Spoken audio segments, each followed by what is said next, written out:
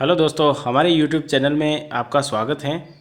हमारे YouTube channel को subscribe नहीं किया हो तो सब्सक्राइब करें और साथ ही बेल आइकन को प्रेस करें ताकि आपको मिल सके हमारी आने वाली नई वीडियो।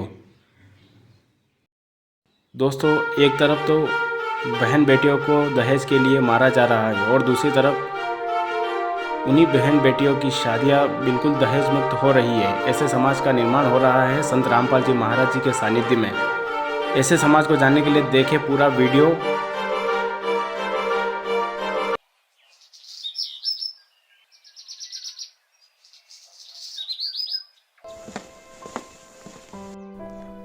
अरे दीक्षा बेटा, तुम अभी तक तैयार नहीं हुई? मम्मा, मैं आपके पास नहीं रह सकती क्या? शादी करना ज़रूरी थोड़ी ना है।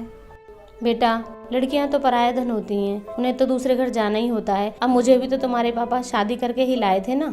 लेकिन मम्मा। बेटा टेंशन मत लो, आपके पापा ने देखा है उनको। लड़का बिजनेसमैन है, तुम्हें बहुत खुश रखेगा। देखना, तुम्हारी शादी भी हम धूमधाम से करेंगे, तेरे चाचा जी की तरह नहीं जिन्होंने अपनी बेटी की शादी में कुछ भी नहीं दिया था। चलो अब उठो और जल्दी से तैयार हो जाओ, लड़के वाले आते ही होंगे।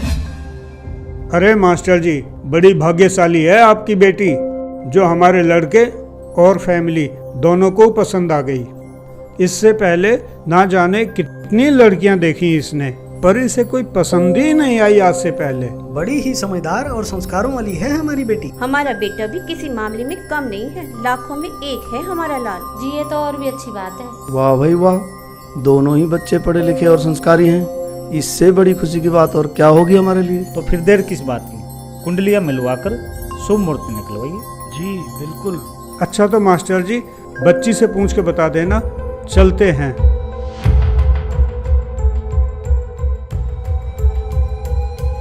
और हाँ मास्टर जी, एक बात और कहनी थी आपसे। वैसे तो हमारी कोई डिमांड है नहीं, आपने हमारा स्टेटस तो देखा ही है, उसका जरूर ध्यान रखना, क्योंकि लोग हमसे कुछ ज़्यादा की उम्मीद रखते हैं। देखिए मास्टर जी, आपने जो निशा बेटी की शादी में दहेज दिया था उतना तो आप देंगे ही। बाकी मेहता जी, वो गाड़ी वाली बात एक बार अरुण बेटे से और पूछ लीजिए, उनको कौन सी गाड़ी पसंद है। लगे हाथ मास्टर जी को बता भी देंगे। अरे वो तो मास्टर जी देख ही लेंगे। बाकी मास्टर जी, लेने से पहले एक बार पूछ जरूर लेना। जी मेहता जी, जरूर। हम अपनी हैसियत से भी कुछ ज्यादा करने की कोशिश करेंगे। अच्छा तो ठीक है मास्टर जी, चलते हैं। नहीं नहीं भाई साहब, खाना तो तैयार है, आप खा के ही जाइए। अरे नहीं नहीं जी, माफ करना, आज हम जल्दी में हैं, किसी रिश्तेदार के यहाँ जाना है, फिर कभी। देखिए मास्टर जी, आपने जो निशा बेटी की शादी में दहेज दिया था उतना तो आप देंगे ही। बाकी मेहता जी, वो गाड़ी वाली बात एक बार अरुण बेटे से और पूछ लीजिए, उनको कौन सी गाड़ी पसंद है।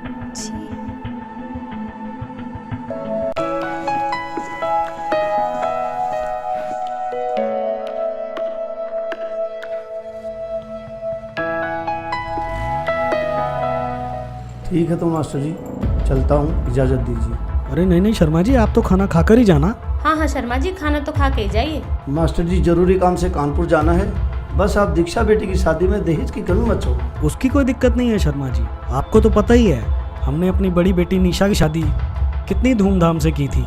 हमारी बेटी सुखी रहनी चाहिए, हमें कोई दिक्कत नहीं है दहेज देने में। देखो मास्टर जी, उन्होंने मुझे कहा दहेज की बात करने को, सोचा आपको बता दूं ताकि बाद में कोई दिक्कत ना हो।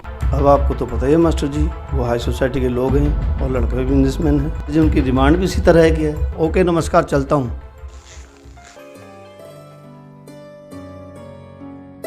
अरे बेटा, अब क्या हुआ तुम्हें?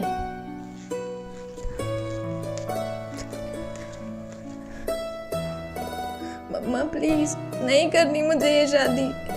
अरे बेटा, तुम्हें तो खुश होना चाहिए, कितना अच्छा परिवार मिला है तुम्हें। जैसे निशा बेटी की शादी धूमधाम से हुई है, वैसे ही तुम्हारी शादी भी हाई सोसाइटी में होगी, तुम्हारी बहन निशा की तरह। हाँ मम्मा, ऐसी जगह शादी कर दो कि मैं भी रोज रोज मरने की सोचूं दीदी की तरह। दीक्षा बेटा, ये क्या बोल रहे हो आप? मरने की बात और निशा के मन में हो नहीं सकता। हाई सोसाइटी में शादी हुई है उसकी, बढ़िया घर बार है, भला वो क्यों सोचेगी ऐसा? बेटा सच सच बताओ, बात क्या है? हाँ हाँ दीक्षा, बोलो बेटा बोलो। पापा, जिन्हें आप हाई सोसाइटी के और अच्छे व्यक्ति मानते हो, वो एक नंबर के घटिया और लालची लोग हैं। मैं जब पिछले महीने निशा दीदी के घर गई थी तो मैंने देखा। अरे दीक्षा, दीक्षा तू? हाँ दीदी मैं। और कैसे हो आप? मैं ठीक हूँ, तू कैसी है? बस बिल्कुल ठीक। अंदर आजा। पता है मम्मा तो मना कर रही थी कि अकेली कहाँ जाएगी, लेकिन मैं मानी ही नहीं। अरे रूपाली जी, हमारी बहू तो कैश, ज्वेलरी, फर्नीचर सब कुछ लेकर आई है। अच्छा, तब तो आपकी मौज हो गई होगी सुनीता जी। हाँ रूपाली जी, जब से हमारे घर बहू आई है हमारी तो मौज हो गई है। आप बताइए। अरे क्या बताएं सुनीता जी, हमारे घर तो ऐसी अभागन आई है कि अपने घर से तो कुछ लाई नहीं। शादी में तो कह रहे थे उम्मीद से ज्यादा देंगे, मगर दिया ही क्या, एक छोटी सी गाड़ी, थोड़ा सा कैश और कुछ ज्वेलरी देकर अपने घर का बोझ हमारे सर पर मढ़ दिया। लो, महारानी की बहन आई हैं।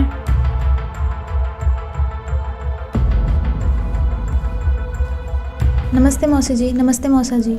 नमस्ते बेटा, आओ बैठो। अरे मेरे कपड़े कहाँ हैं? जी वो तो अलमारी में रखे हैं।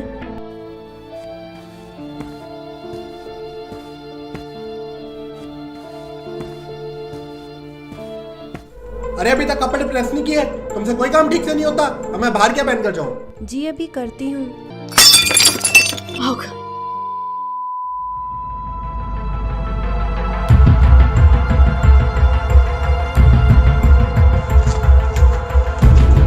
अरे देख कर नहीं चल सकती, करम जली, नुकसान कर दिया। ध्यान कहाँ रहता है तेरा? अरे इसके तो रोज के यही काम है। मेरी किस्मत ही खराब है जो ऐसी वाइफ मिली। नुकसान करने में सबसे आगे और काम करने में। हाँ।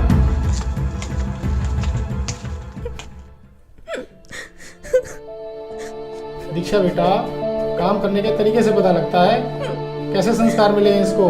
विक्रम के बहुत रिश्ते आए थे। जी बिल्कुल, हमारी तो मती मारी गई थी, विक्रम को ये पसंद आई।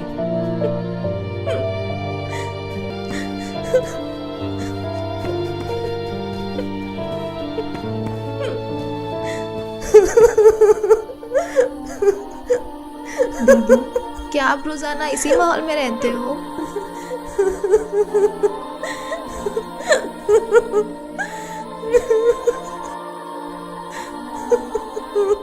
मैं क्या बताऊं दीक्षा, मैं अपनी तरफ से हर कोशिश करती हूँ इन सबको खुश रखने की।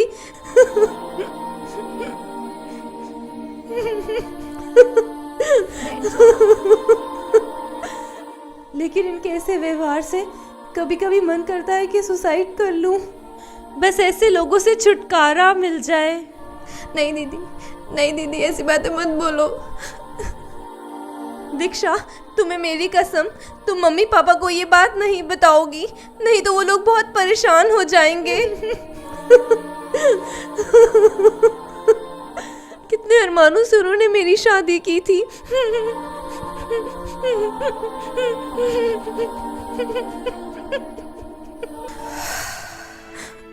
हाँ तो पापा जी, क्या ही नहीं कहते हाई सोसाइटी के एजुकेटेड लोग, जिनके अंदर इंसानियत नाम की चीज नहीं होती।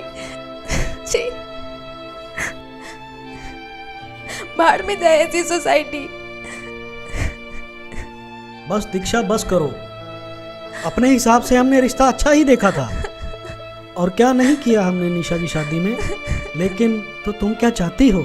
तुम्हारे चाचा की तरह ऐसे समाज में तुम्हारी शादी कर दूं जो किसी रीति रिवाज को नहीं मानते?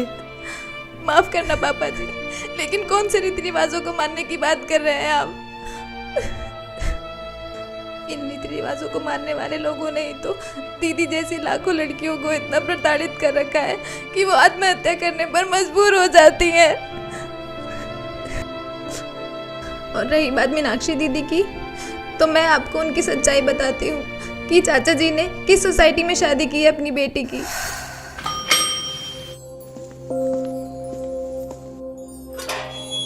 अरे दीक्षा बेटा। जी नमस्ते मौसी जी। नमस्ते बेटा, आओ आओ आओ बेटा आओ।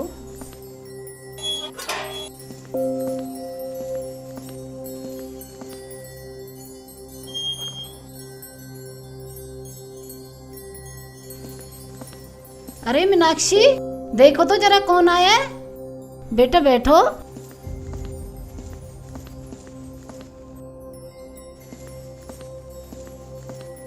जी मम्मी जी। अरे दीक्षा तुम? हाँ दीदी, मैं। और कैसे हो आप? मैं बिल्कुल ठीक हूँ, तू अपनी सुना? एकदम फर्स्ट क्लास। और घर पर सब कैसे हैं? ताऊ जी, ताई जी? सब एकदम ठीक है। आ जाओ बैठो। तूने तो मुझे सरप्राइज ही कर दिया बगैर बताए आकर। अरे मम्मी जी आप बैठिए, आप बैठो, आ जाओ।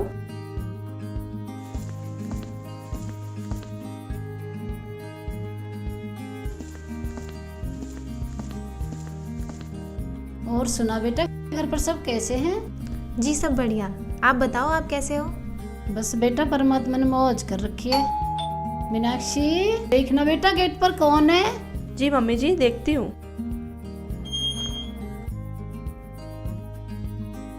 अरे दीक्षा बेटी आई है क्या?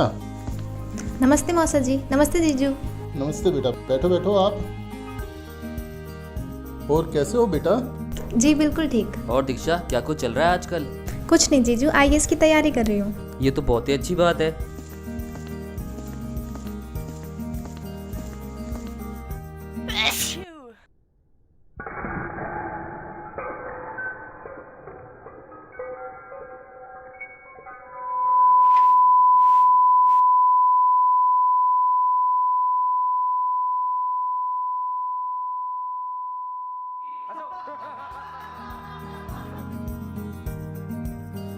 कोई नहीं बेटा, हो जाता है, इसे मैं साफ कर देती हूँ, आप और ले आओ।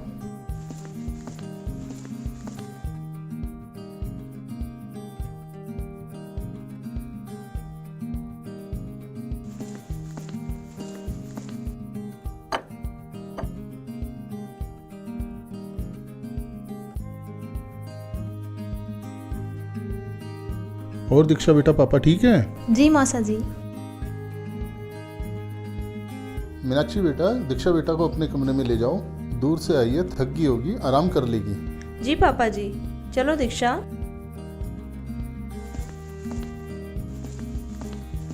आओ बैठो। और सुना दीक्षा, तेरी पढ़ाई कैसे चल रही है? बिल्कुल ठीक दीदी। अच्छा दीदी, एक बात पूछूं आपसे? हाँ हाँ पूछो। दीदी आप खुश तो हो ना? चाचा जी ने बिना किसी लेन देन व धूमधाम के बिल्कुल साधारण तरीके से आपकी शादी की थी। ये लोग आपको परेशान तो नहीं करते ना?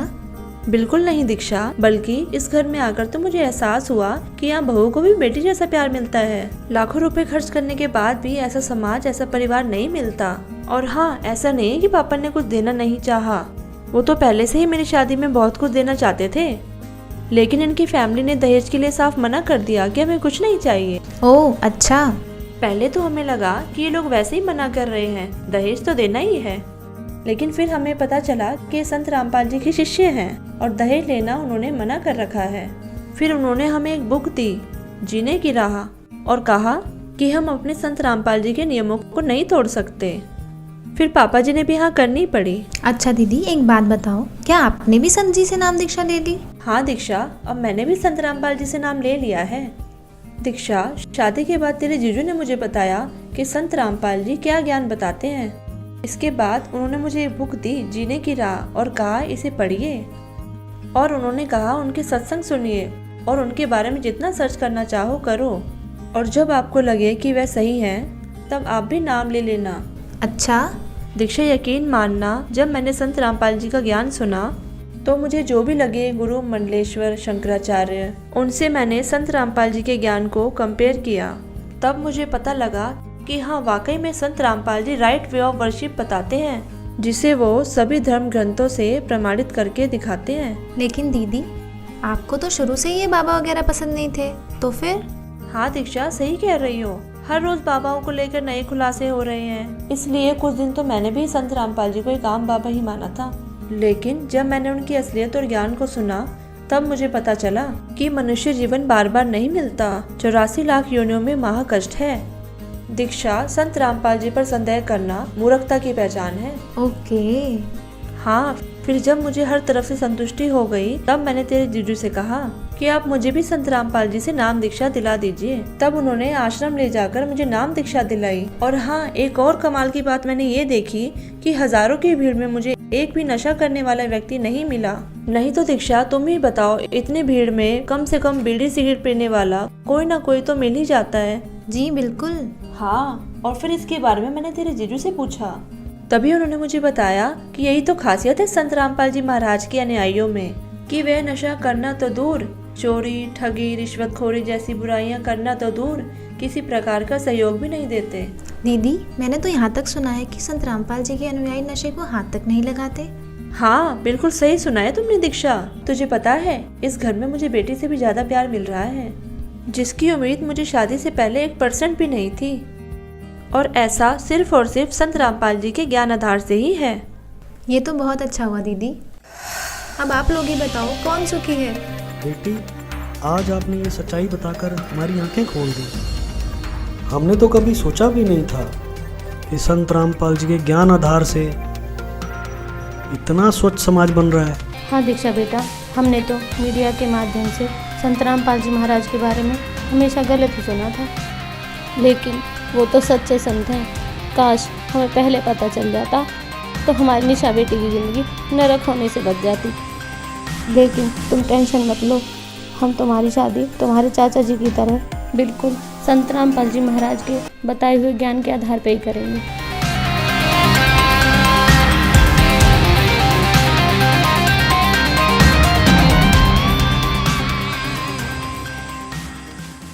तो परमात्मा की शरण में आने के बाद वही विवाह आज आप देख रहे हो, उस परमेश्वर की कृपा से परमात्मा ने हमारा ज्ञान हटा दिया। यहाँ पर बच्चों का विवाह करा दिया जाता है और 5-7 भगत उनके रिश्तेदार आते हैं, घर वाले, और यहाँ आश्रम में उनका 10 रुपये खर्च नहीं होता। सिंपल रोटी जो रोज हम बनाते हैं वही खाएंगे। ये ड्रामाबाजी हमने नहीं करनी। बच्चों का संयोग परमात्मा जोड़ता है। हमारे इस नाटकबाजी से विवाह नहीं होता। विवाह तो मालिक ने कर रखा होता है और वचन से बच्चे एक दूसरे से जोड़े जाते हैं। जो लाखों रुपए में विवाह हुआ करता था, यहाँ वो फ्री ऑफ कॉस्ट हो रहा है। तो संस्कार चेंज कर दिए परमात्मा ने, वो हमारा लेन देन खत्म कर दिया और एक न्यारी उमंग होती है ऐसे सिंपल ब्याह करने में। तो पुण्यात्माओं, जिनके संतान नहीं है और ये भक्ति मार्ग जिनको मिल गया, उनको विश्वास भगवान पर हो गया कि जो मालिक कहता वो सही है, उनका कल्याण तो होया पड़ा है। और दूसरे जिनकी दृढ़ विश्वास मालिक पर हो गया, संतान भी है, बच्चा ने भी लाओ लाइन पर, कल्याण उनका भी गारंटेड है। इसलिए इस काल की व्यवस्था से अपने विचारों को ऊंचा उठाओ, परमात्मा पर विश्वास रखो। जो वो करते हैं वो सही करते हैं। मानुष जन्म पाए कर नहीं रटे हरि नाम, जैसे कुआं जल बिना फिर बनवाया क्या। दोस्तों, आपने देखा कि जब दीक्षा संत रामपाल जी महाराज से नाम उपदेशी परिवार में जाती है तो ये देखकर हैरान हो जाती है कि देश में ऐसे भी परिवार हैं जो दहेज लेना पाप समझते हैं। कठोर से कठोर कानून बनाने के बाद भी सरकार की नीतियां दहेज लोभियों के सामने बोनी प्रतीत हो रही हैं। लाखों परिवारों को इस दहेज रूपी राक्षस ने बर्बाद कर दिया। संत रामपाल जी महाराज के आध्यात्मिक ज्ञान से दहेज जैसी बुराई ही नहीं बल्कि अन्य बुराइयों का भी अंत होता जा रहा है। दोस्तों, संत रामपाल जी महाराज के भक्ति नियमों पर चलते हुए इनके शिष्यों ने एक मिसाल कायम की है कि न तो दहेज लेंगे और न ही दहेज देंगे। संत रामपाल जी के इस नियम पर चलते हुए एक खुशहाल और सभ्य समाज तैयार हो रहा है। लाखों शादियां बिना दहेज, बिना बाहरी आडंबर के हो रही हैं, जिससे समाज में सुख और शांति स्थापित हो रही है।